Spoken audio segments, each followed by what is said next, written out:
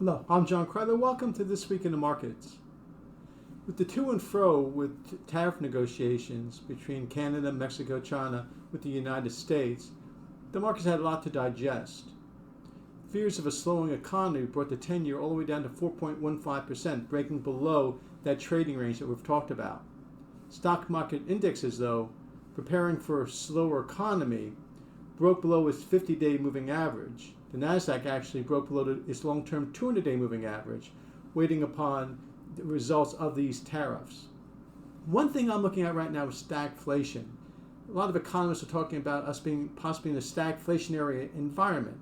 Let's break down the word stagnant. A stagnant economy. The economy might be slowing, but at a lower level, a stagnant economy is not really what we have right now.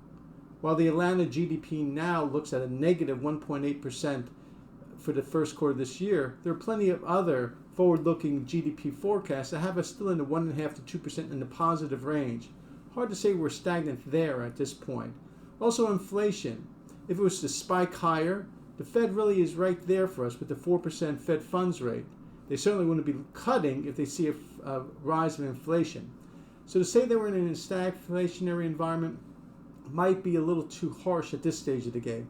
Wait and see what the Trump administration does with deregulation and with the tariff negotiations throughout our trading partners.